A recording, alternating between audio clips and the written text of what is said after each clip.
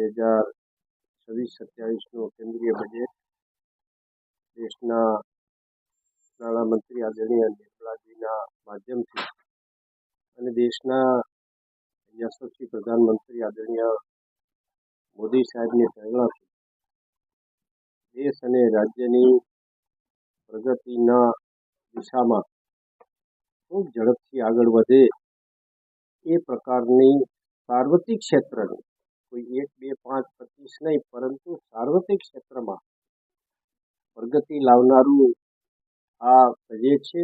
સાર્વત્રિક તમામ વર્ગ સમૂહના લોકોએ આ બજેટની પ્રશંસા કરી છે, એટલા માટે કે તમામ વર્ગ સમૂહ માટે, લોકો માટે, તમામ વર્ગ માટે આ બજેટ છે એ ઉપકારક છે, પ્રગતિકારક બની રહેશે. દેશની આર્થિક પ્રગતિમાં પણ વધુ ગતિ લાવનારું બજેટ બની રહેશે. વિઝન 2047ની તરફ દિશામાં દેશને ઝડપથી લઈ જવામાં આ બજેટ જ્યારે અગ્રેસર બનતું હોય, લક્ઝરિયસ વસ્તુઓ ઉપરના નિયંત્રણો કે ટેક્સીસ હળવા કરવા અને કેટલીક જે બાબતો છે એના ઉપર ટેક્સીસ વધારીને પરોક્ષ રીતે એના ઉપર નિયંત્રણ લાવવાનું કામ હોય, તમામ વર્ગ સમૂહના કલ્યાણની વાત હોય, ગુજરાતને લાગે વળગે ત્યાં સુધી ગુજરાતમાં પણ પ્રગતિની દિશામાં ગુજરાત માટે પણ ઉપકારક બાબતોનો સમાવેશ કરીને સાથે સાથે કચ્છની પણ જે મહત્વની બાબતો છે, ખાસ કરીને અત્યારે છેલ્લા 2.5 દાયકાથી કચ્છ ટુરિઝમના ક્ષેત્રે ખૂબ ઝડપથી આગળ વધી રહી છે, તો એને વધુ બળ મળે, વધુ પ્રોત્સાહન મળે એ દિશામાં પણ ચોક્કસપણે પ્રયત્નો થયા છે અને એના પરિણામો પણ આવતા દિવસોમાં મળશે.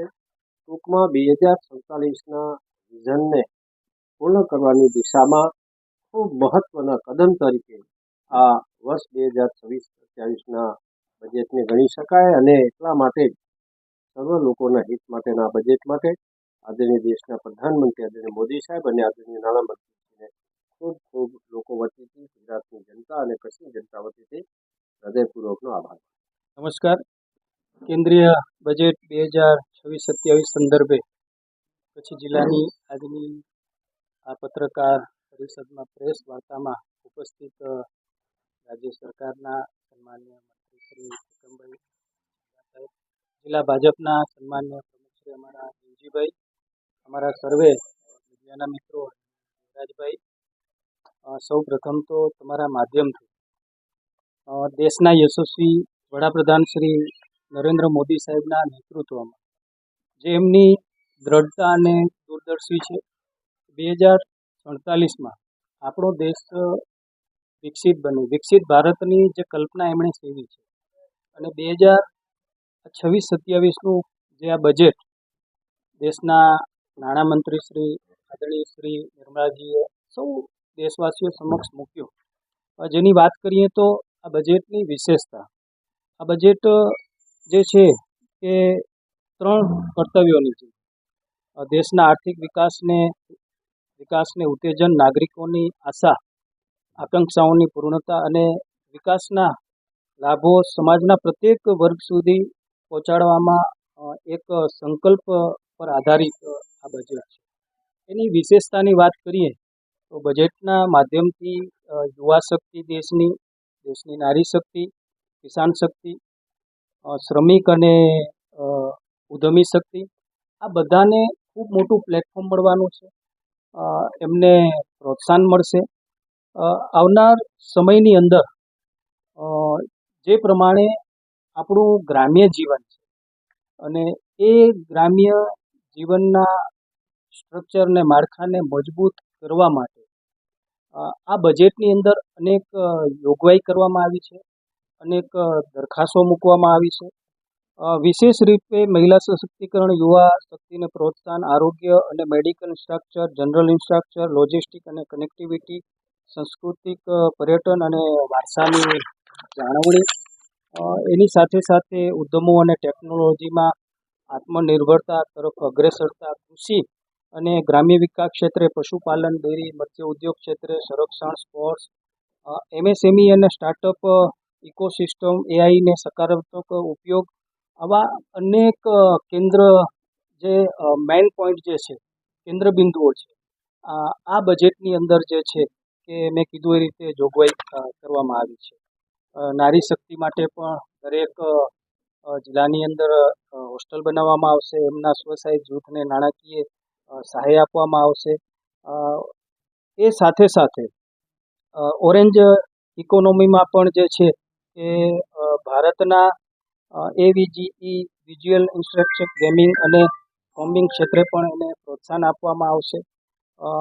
અલગ અલગ ક્ષેત્રે 15,000 માધ્યમિક શાળાઓમાં અને 500 કોલેજોમાં કનેક્ટ ક્રિએટ લેબ સ્થાપવાની જાહેરાત કરાઈ છે, જેનાથી યુવાનોને ડિજિટલ અને ક્રિએટિવ ક્ષેત્રમાં તાલીમ અને રોજગાર માટે વિશાળ તકો ઊભી થશે. સાથે સાથે જે છે કે આરોગ્ય અને સંભાળ માટે કેન્સર સંબંધી 17 દવાઓ ઉપર ઇમ્પોર્ટ ડ્યુટી દૂર કરવાનો નિર્ણય કરાયો છે. કેન્સર સહિત 7થી વધુ ગંભીર બીમારીઓ માટે દવાઓ સસ્તી થશે. દેશમાં 5 રિજનલ મેડિકલ હબના નિર્માણ થકી દેશને આંતરરાષ્ટ્રીય સ્તરે મેડિકલ ટુરિઝમ સ્પોર્ટ્સ તરીકે વિકસાવવામાં આવશે. 3 આઈસ એમ્સ બનાવવામાં આવશે. લોજિસ્ટિક પરિવહન કચ્છને સીધો એનો ફાયદો થશે. મોદીજી આદરણીય શ્રી દેશના વડાપ્રધાન બન્યા બાદમાં દેશમાં લોજિસ્ટિક અને પરિવહન ક્ષેત્રે ખૂબ મોટું પરિવર્તન આવ્યું છે, જેનાથી દેશના વિકાસને પણ એક વેગ મળશે.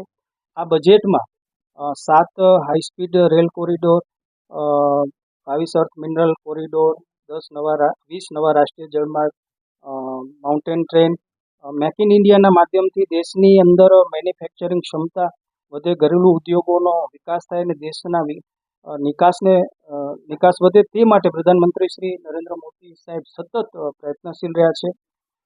Indian semiconductor mission, biopharma Shakti mission, electronic component manufacturing scheme, 5 નવા ટેક્સટાઇલ પાર્કનું પણ નિર્માણ થશે. એની સાથે સાથે આ બજેટની અંદર આપણે વાત કરીએ તો ઘણી બધી ચીજ વસ્તુઓ એવી છે જીવન જરૂરિયાત કે જેનો ફાયદો દેશના લોકોને થશે.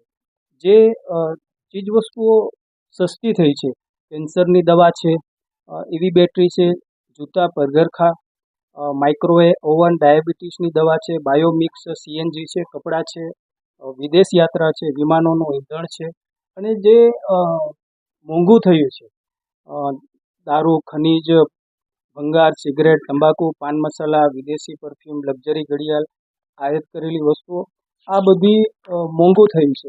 એટલે જીવન જરૂરિયાત જે આપણી ચીજ વસ્તુ છે એ પણ મોંઘી છે. જીવન જરૂરિયાત જે ચીજ વસ્તુઓ એ પણ સસ્તી આપણે થઈ છે અને એનો ફાયદો પણ દેશના લોકોને થશે. કચ્છને લાગે વળગે છે ત્યાં સુધી જે પ્રમાણે આપણું ધોળાવીરા છે, હડપન, જે એનો પણ અહીંયા વિકાસ કરવામાં આવશે. જે પ્રમાણે પોલિસી બનાવવામાં આવી છે અને ગાઈડોને તૈયાર કરવામાં આવશે, જેની રોજગારી કચ્છને મળશે, કચ્છના યુવાનોને મળશે.